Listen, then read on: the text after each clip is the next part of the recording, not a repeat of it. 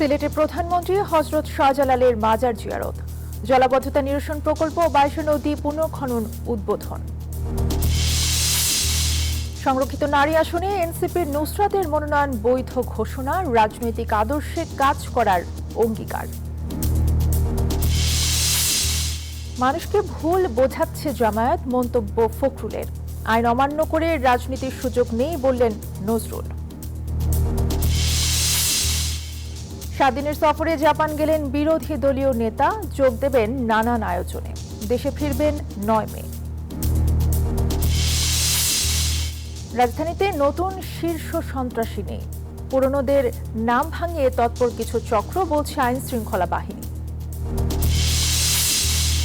অনিয়মের অভিযোগে পশ্চিমবঙ্গের 15 কেন্দ্রে ফের ভোট গ্রহণ চলছে, গণনা নিয়ে মুখোমুখি তৃণমূল বিজেপি। স্বাগত নিউজ 24 সংবাদে আপনাদের সাথে আছে তাসনিমে জান্নাত অর্থী। দেখছিলেন বিআরবি কেবল সংবাদ শিরোনাম। এবারে পুরো খবর। সিলেট শহরের জলাবদ্ধতা নিরসনে প্রায় 7,500 কোটি টাকার প্রকল্প উদ্বোধন করলেন প্রধানমন্ত্রী তারেক রহমান।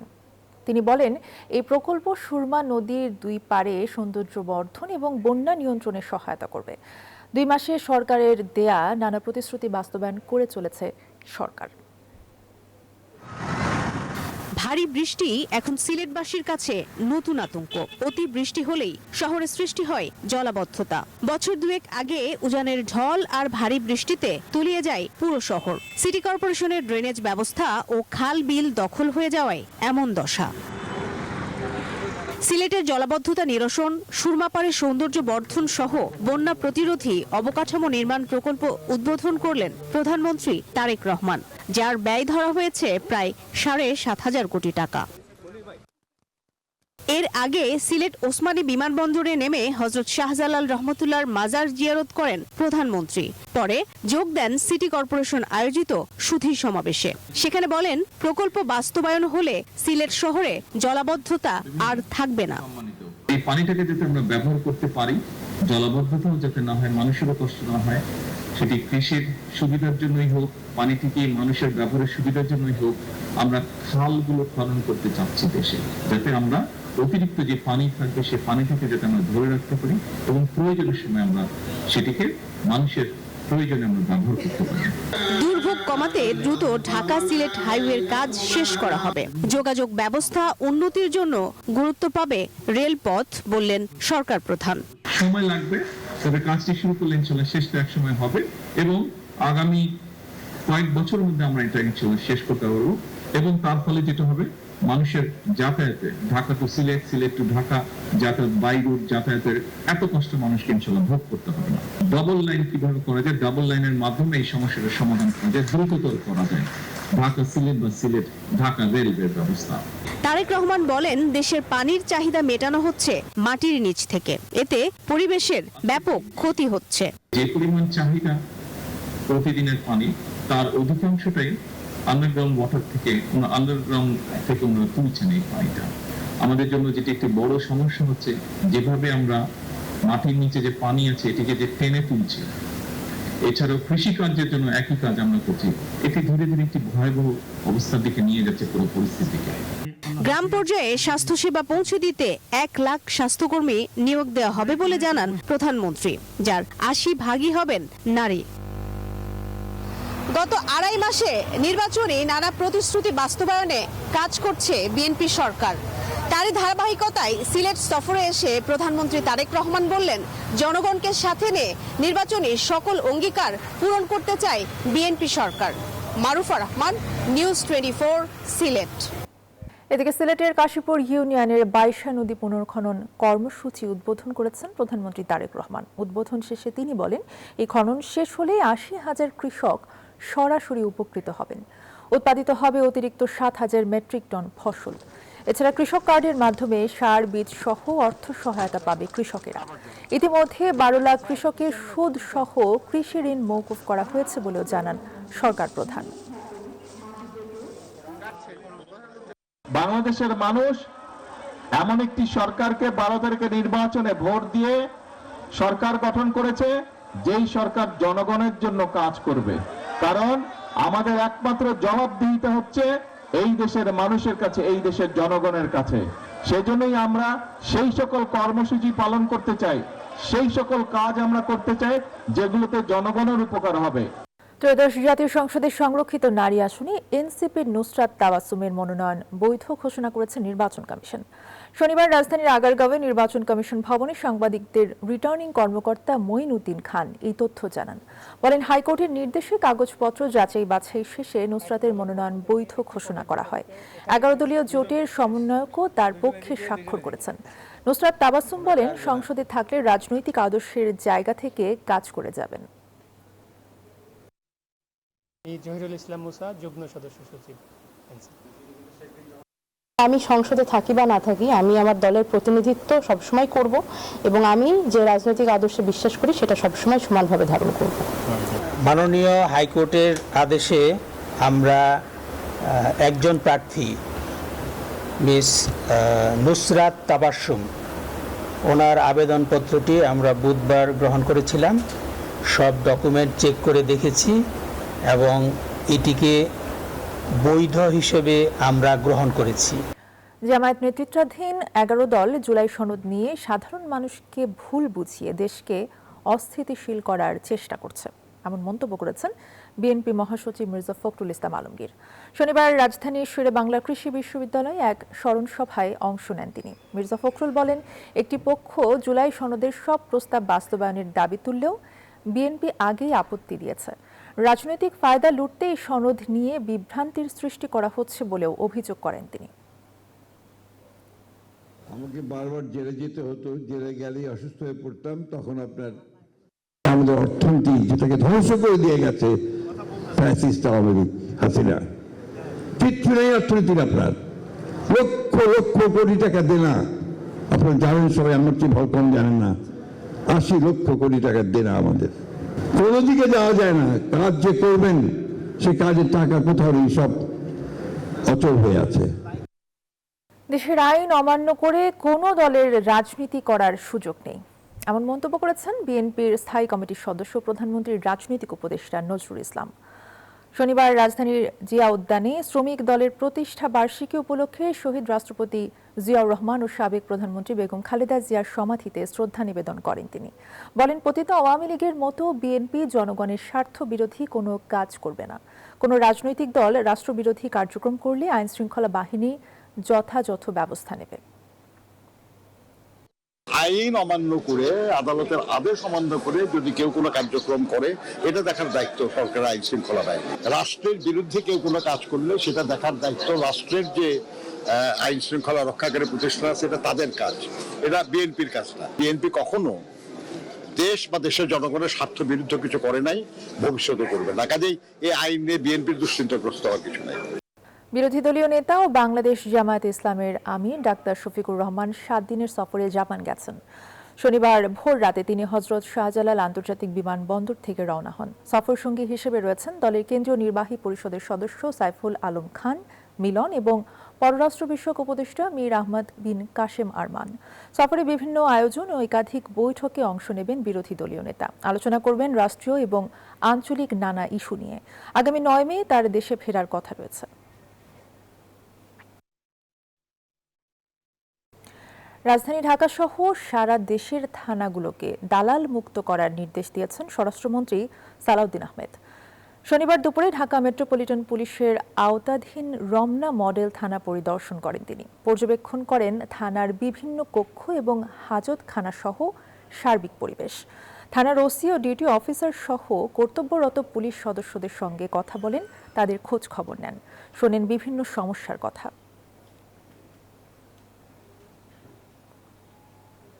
রাজধানীতে নতুন করে কোনো শীর্ষ সন্ত্রাসী তৈরি হচ্ছে না। পুরনোদের নাম ভাঙিয়ে কিছু চক্র পরিস্থিতি অস্থিতিশীল করার চেষ্টা করছে, এমনটা বলেছেন ডিএমপি কমিশনার মোহাম্মদ সরওয়ার। শনিবার দুপুরে কারওয়ান বাজারে এক অনুষ্ঠানে এসব কথা বলেন তিনি। আর র্যাব জানিয়েছে জামিনে মুক্ত সন্ত্রাসীরা রয়েছে কঠোর নজরদারিতে। এদিকে টিটন হত্যার মূল আসামি শীর্ষ সন্ত্রাসী পিচ্চি হিলালের ছড়ানো বিভ্রান্তিকর অডিও বার্তার প্রতিবাদে সংবাদ সম্মেলন করেছে নিহতের পরিবার। 28 এপ্রিল নিউ মার্কেটের শাহনওয়াজ হলের সামনে গুলি করে হত্যা করা হয় টিটনকে। পরিচয় শনাক্ত করার পর জানা যায় টিটন একজন তালিকাভুক্ত শীর্ষ সন্ত্রাসী। এরপর পরিবার থেকে দাবি করা হয় ঘটনার সঙ্গে জড়িত আরেক শীর্ষ সন্ত্রাসী পিচ্চি হেলাল, কিন্তু পিচ্চি হেলাল ঘটনার সঙ্গে জড়িত থাকার কথা অস্বীকার করেন। রাজধানীতে একটি সংবাদ সম্মেলন করেছে নিহত টিটনের পরিবার। সেখানে আবারও সরাসরি দায়ী করা হয় পিচ্চি হেলালকে।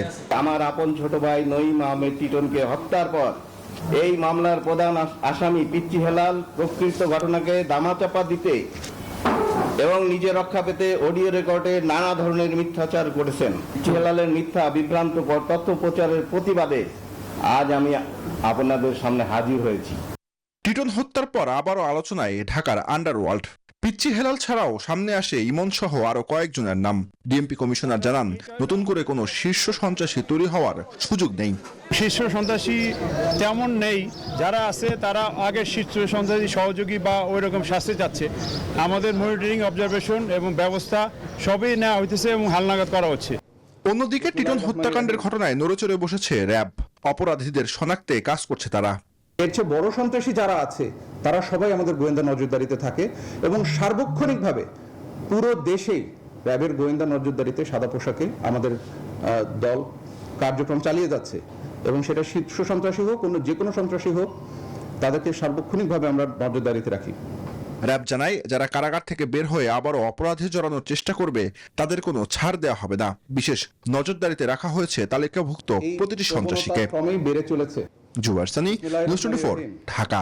রাজধানীর ডেমরায় আইনশৃঙ্খলা বাহিনীর পরিচয়ে ডাকাতির প্রস্তুতিকালে 2 জনকে আটক করেছে র্যাব। উদ্ধার হয়েছে বিদেশি পিস্তল এবং লুট হওয়া হ্যান্ডকাপ সহ ডাকাতির বিপুল সরঞ্জাম। শনিবার সকালে কারওয়ান বাজারে র্যাবের মিডিয়া সেন্টারে সংবাদ সম্মেলনে সব কথা জানানো হয়। বলা হয়, উদ্ধার হওয়া অস্ত্রগুলি বিভিন্ন সময়ে থানা থেকে লুট হয়েছিল। এছাড়া অভিযানে ডাকাতির কাজে ব্যবহৃত একটি মাইক্রোবাস, র্যাবের কটি ওয়াকি টকি, পুলিশের স্টিকার এবং সেনাবাহিনীর মাস্ক জব্দ করা হয়। আমরা যে মূল হোতা তাকে হাতে নাতে গ্রেফতার করেছি এবং এটি একটা বাজার এলাকায় ছিল। তো যখন তার ব্যাগ থেকে এই জিনিসপত্রগুলো পাওয়া যাচ্ছিল তখনই তার কাছ থেকে আমরা তথ্য নিয়ে তারই আধা ঘন্টার মধ্যে আরো 800 গজ দূরে যেখানে তাদের মিল গাড়িটা রাখা ছিল সেখানে যখন আমাদের টিম যায় তখন সেখান থেকে আমরা গাড়ি এবং গাড়ির ড্রাইভারকে আটক করতে সক্ষম হই। অবৈধ অস্ত্র উদ্ধারের অপারেশন আমাদের জন্য সর্বাধিকার প্রাপ্য এবং আমরা সবার আগে যাব এবং এই জিনিসগুলোকে উদ্ধার করে অপরাধীদেরকে আইনের আওতায় নিয়ে আসবো ইনশাআল্লাহ। কাল থেকে হাওড় অঞ্চলের 6 জেলায় ধান চাল সংগ্রহ শুরু করবে সরকার। ক্ষতিগ্রস্ত কৃষকদের পাশে দাঁড়াতে এই উদ্যোগ। প্রতি কেজি ধান 36 টাকা, সেদ্ধ চাল 49 টাকা এবং আতপ চাল কেনা হবে 48 টাকায়। দেশের অন্যান্য জেলার কৃষকদের কাছ থেকে পূর্ব নির্ধারিত সময়সূচি অনুযায়ী ধান ও চাল সংগ্রহ করা হবে। 3 মে থেকে ধান এবং চাল সংগ্রহ করা হবে 15 মে থেকে। বড় মৌসুমে মোট 18 লাখ মেট্রিক টন ধান এবং চাল কেনার লক্ষ্য সরকারের।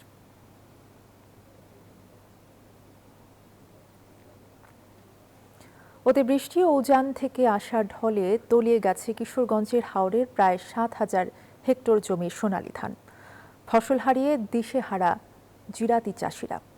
সরকারি সহায়তার দাবি তাদের। বিস্তারিত ডেস্ক রিপোর্টে। তলিয়ে গেছে হাওরের কৃষকের স্বপ্ন। অতিবৃষ্টি ও পাহাড়ি ঢলে ফসল হারিয়েছেন বেশিরভাগ কৃষক। কারো ফসল তলিয়ে গেছে পানিতে, অনেকে ধান কেটে আনলেও রোদ না থাকায় শুকাতে পারেনি। ঘরে পানি চলে আসায় তলিয়েছে বস্তায় সংরক্ষণ করা ধানও।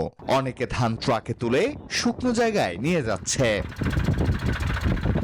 কিশোরগঞ্জের ইটনার বাগুইল হাওর এলাকায় রাস্তার পাশে ও হাওরের মধ্যে অনেক ছোট ঘরে বিভিন্ন উপজেলা থেকে কৃষকরা এসে বসবাস করে এবং ধান চাষ করেন। দুর্যোগ পরিস্থিতিতে দিশেহারা জিরাতি পরিবারগুলো। জমি কষি করে আমি পানি টানি নিয়ে কিছু আমরা তুলছি, রাস্তা তুলে বেরিয়েছি। আমরা তো চলার মতো কোনো ক্ষমতা নাই। কিছু কাটছি, কিছু বেশি অংশ লেগে গেছে পানি।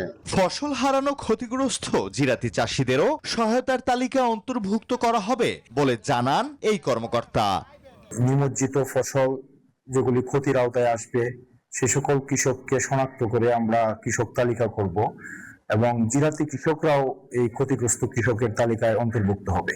এর আগে 2017 সালে আগাম বন্যায় পানিতে তলিয়ে গিয়েছিল হাওরের বোরো ধান। Desk report, news 24। মাদকের আখড়ায় পরিণত হয়েছে গাজীপুরের টঙ্গীর বস্তিগুলো। স্থানীয়দের অভিযোগ, প্রকাশ্যে চলছে মাদকের কেনাবেচা। জড়িতদের বিরুদ্ধে কঠোর ব্যবস্থা নেওয়ার কথা জানিয়েছে পুলিশ। সজীব হোসেনের পাঠানো তথ্য ছবিতে ডেস্ক রিপোর্ট। গাজীপুরের মাজার বস্তি, ব্যাংকের মাঠ বস্তি, কেরানটেক এবং এরশাদনগর যেন মাদকের ভয়াবহতার নীরব কেন্দ্রবিন্দু। সন্ধ্যা নামলেই এখানে বসে মাদকের আড্ডা। সহজলভ্যতায় খুব সহজেই আকৃষ্ট হচ্ছে এখানকার তরুণ সমাজ। এতে নষ্ট হচ্ছে তাদের ভবিষ্যৎ, ভেঙে পড়ছে পরিবার, আর সমাজে বাড়ছে চুরি, ছিনতাই সহ নানা ধরনের অপরাধ। শুধু সামাজিক অবক্ষয় নয়, মাদকের এই বিস্তার দেশের অর্থনীতিতেও নেতিবাচক প্রভাব ফেলছে। সন্ধ্যার পর চলাফেরা করতে বিপাকে পড়তে হয় অভিযোগ পথচারীদের। এলাকাবাসীর দাবি, শুধু অভিযান নয়, স্থায়ী সমাধান চান তারা। যারা ছিনতাই করে তারা মূলত হচ্ছে আপনার মাদক সেবী। ঠিকভাবে হাঁটাচলা করতে পারে না। আমরা যখনকার রাস্তাতে ঠিকভাবে হাঁটাচলা করে তখনকার যারা মাদকিয়া করে তারা আমাদের আশা ডিস্টার্ব করে। জীবনের যাত্রাপথে পাওয়া দুঃখ, কষ্ট, গ্লানি ভুলতে মাদক সেবন করেন বলে জানান মাদক সেবীরা। আমি হঠাৎ মাঝে মধ্যে একটু গাঁজা খাই, গাঁজা কিনে খাই। একটা মেয়ের লোক ভালোবাসা করতেন, সাতচারা কিনে ঘরে মনে করেন মহিলারা গাঁজা সব। পরিবার, সমাজ এবং প্রশাসন একসাথে কাজ করলেই এই ভয়াবহতা থেকে মুক্তি পাওয়া সম্ভব বলে মত বিশেষজ্ঞদের। মাদককে নির্মূল করতে গেলে শুধু প্রশাসনের পক্ষেই এককভাবে সম্ভব নয়। এই জন্য আমাদের সামাজিক আন্দোলন গড়ে তুলতে হবে এবং পরিবার এবং সমাজ থেকে সন্ধ্যা গড়ে তুলতে হবে। মাদক ব্যবসায়ী এবং আইন শৃঙ্খলা রক্ষাকারী বাহিনীর সদস্য সহ সমাজের প্রভাবশালীরাও কেউ জড়িত থাকলে ছাড় পাবে না বলে হুঁশিয়ারি দিলেন আইন শৃঙ্খলা রক্ষাকারীর কর্মকর্তা। কোনো আইন শৃঙ্খলা রক্ষাকারী বাহিনীর সদস্য সহ সরকারের যে কোনো সরকারি কর্মকর্তা বিচ্যুত যদি থাকে, তাদের প্রমাণ পেলে যথাযথ ব্যবস্থা নিব। স্থানীয় রাজনীতিবিদ বা যেই হোক না কেন, এই দালাল শ্রেণী, এদের যাকেই আমরা তথ্য পাবো ঠিক আইনের ব্যবস্থা গ্রহণ করবো। মাদকের বিরুদ্ধে লড়াই শুধু আইন শৃঙ্খলা বাহিনীর নয়, পুরো সমাজের সম্মিলিত দায়িত্ব। Desk report, news 24। বাজেটকে অর্থনৈতিক স্থিতিশীলতা এবং পুনরুদ্ধারের কার্যকর হাতিয়ার বানাতে হবে মন্তব্য করেছেন সেন্টার ফর পলিসি ডায়ালগের নির্বাহী পরিচালক ডক্টর ফাহমিদা খাতুন। শনিবার এফডিসিতে ডিবেট ফর ডেমোক্রেসি আয়োজিত এক আয়োজনে যোগ দেন তিনি। বলেন, জীবনযাত্রার ব্যয় বেড়েছে, এর পেছনে শুধু জ্বালানির দাম দায়ী নয়, বৈশ্বিক পরিস্থিতি ও অভ্যন্তরীণ কারণও রয়েছে। বিশ্বজুড়ে দেখা দেয়া সব অনিশ্চয়তার প্রভাব বাংলাদেশেও পড়েছে। তাই আসন্ন বাজেটকে শুধু আয় ব্যয়ের হিসেবে দেখা যাবে না, দিতে হবে বাড়তি গুরুত্ব, বলেন ডক্টর ফাহমিদা। সামনে যে বাজেটটা আসছে, সেই বাজেটটাকে শুধুমাত্র একটা আয় ব্যয়ের হিসাবে দেখলে হবে না। এটাতে একটা অর্থনৈতিক পুনরুদ্ধারের জন্য এবং অর্থনীতির স্থিতিশীলতা অর্জনের একটা হাতিয়ার হিসাবে করতে হবে। এই বাজেটটা 1 বছরের জন্য, কিন্তু তারপরে এখানে একটা স্ট্র্যাটেজিক, কৌশলগত একটা দৃষ্টিভঙ্গি থাকতে হবে, কারণ আমাদের অর্থনীতির অবস্থাটা অনেক ভঙ্গুর রয়েছে। জ্বালানি সাশ্রয়ী hybrid, plug in hybrid, microbus ও ইলেকট্রনিক গাড়ি আমদানিতে শুল্ক এবং কর হার কমানোর দাবি জানিয়েছেন ব্যবসায়ীরা। শনিবার সকালে রাজধানীর বিজয়নগরে এক সংবাদ সম্মেলনে এই দাবি তুলে ধরে Bangladesh recondition vehicles importers and dealers association. বারবিটার সভাপতি জানান, জ্বালানি সাশ্রয়ী গাড়ির ব্যবহার বাড়ানো গেলে বৈদেশিক মুদ্রা সাশ্রয় এবং রাজস্ব আহরণ বাড়বে। এমন যদি হতো যে গাড়িগুলো 20 লাখ টাকার মধ্যে পাওয়া যায়, তাহলে কিন্তু আমার মনে হয় প্রায় 50,000 গাড়ি একবার প্রথম বছরে বিক্রি হবে। এতে কি হবে, আমরা মাইক্রোবাসের ডিউটির উদাহরণ দিই। মাইক্রোবাসের ডিউটি যখন 22 সালে কমানো হলো, তখন আগে যা গাড়ি বিক্রি হতো তার 3 গুণ গাড়ি বেশি বিক্রি হয়েছে। তাতে সরকার রাজস্ব অনেক বৃদ্ধি পেয়েছে এবং মানুষের নিরাপত্তা বেড়েছে। পরিবারগুলো কার না কিনে মাইক্রোবাস কিনেছে। ইলেকট্রিক ভেহিকেলের নামে এখন কিন্তু এই যে বিআরডি যেটা বিক্রি করে, এটা কিন্তু প্লাগ ইন হাইব্রিড। ফলে এইটাতে যাওয়া এবং 10-15 বছর একটা পরিকল্পনা করে আমরা যদি আগাতে পারি, তাহলে আমাদের এখানে ইন্ডাস্ট্রিয়াল ডেভেলপমেন্ট হতে পারে। এবারে আন্তর্জাতিক প্রসঙ্গ।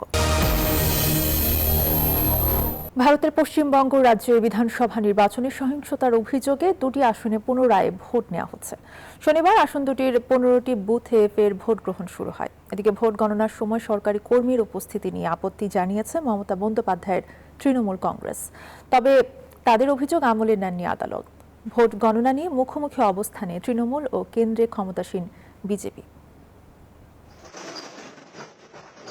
আবারও চলছে পশ্চিমবঙ্গ বিধানসভা নির্বাচনের ভোট গ্রহণ। কারচুপি ও হট্টগোলের অভিযোগে মাগরাহাট পশ্চিম ও ডায়মন্ড হারবারে পুনর্নির্বাচন দিতে বাধ্য হয় দেশটির নির্বাচন কমিশন।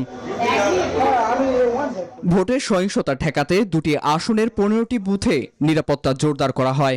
ভোটার উপস্থিতি পর্যাপ্ত হলেও ভোট দিতে এসে সময় নষ্ট হয় ক্ষুব্ধ সাধারণ কর্মজীবীরা। দুদিন ভোট দিতে এসে কাজে যাওয়া সম্ভব হয়নি। আমরা সাধারণ শ্রমজীবী, নির্বাচনের নামে কোন্দল চাই না। এদিকে ভোট গণনার আগে রাজনৈতিক উত্তেজনাও তুঙ্গে। রাজ্যের শাসক দল তৃণমূল কংগ্রেসের অভিযোগ, ভোট গণনা প্রক্রিয়ায় কেন্দ্রীয় সরকারি কর্মীদের যুক্ত করার সিদ্ধান্ত পক্ষপাত দুষ্ট, যার বিপক্ষে আদালতের দ্বারস্থ হয় দলটি। তবে সুবিধা করতে পারেনি মমতার দল। নির্বাচন কমিশনের সম্মতিতে সরকারি কর্মীর উপস্থিতিতে ভোট গণনায় অসন্তুষ্টির কিছু নেই বলে সাফ জানান আদালত। 4 মে রাজ্যের 294টি আসনের ভোট গণনা অনুষ্ঠিত হবে 77টি কেন্দ্রে। তার আগে স্ট্রং রুমগুলির নিরাপত্তা জোরদার করা হয়েছে। এর মধ্যে বেশ কয়েকটি স্ট্রং জোন ঘিরে ক্ষমতাসীন তৃণমূল কংগ্রেস ও বিরোধী বিজেপি সমর্থকদের মুখোমুখি হওয়ার খবর পাওয়া গেছে। এমনকি নিজেদের বিজয়ী দাবি করে আনন্দ মিছিলও করতে দেখা গেছে রাজনৈতিক দলের সমর্থকদের। নীরব দাস, নিউজ 24। ইরান যুদ্ধে মার্কিন সেনাদের কৌশল নিয়ে প্রশ্ন তোলার বড় মূল্য দিতে হচ্ছে জার্মানিকে। দেশটি থেকে 5000 সেনা প্রত্যাহারের ঘোষণা দিয়েছেন মার্কিন প্রেসিডেন্ট ডোনাল্ড ট্রাম্প। এর আগে ইতালি এবং স্পেনকেও একই ধরনের হুঁশিয়ারি দিয়েছেন তিনি, যদিও এই বিষয়ে এখনো কোনো প্রতিক্রিয়া জানায়নি বার্লিন। ইরান যুদ্ধে নানাভাবে ন্যাটো মিত্র দেশগুলোকে যুক্ত করার চেষ্টা চালিয়েছেন মার্কিন প্রেসিডেন্ট ডোনাল্ড ট্রাম্প। তবে ইউরোপের দেশগুলো এগিয়ে না আসায় মিত্রদের ওপর চরম ক্ষিপ্ত তিনি। তাদের কাপুরুষ সহ প্রকাশ্যই নানা কটূক্তি করেন মার্কিন প্রেসিডেন্ট। তবে সম্প্রতি সে আগুনে ঘি ঢেলেছেন জার্মানির চ্যান্সেলর ফ্রিডরিখ মের্জের এক মন্তব্য।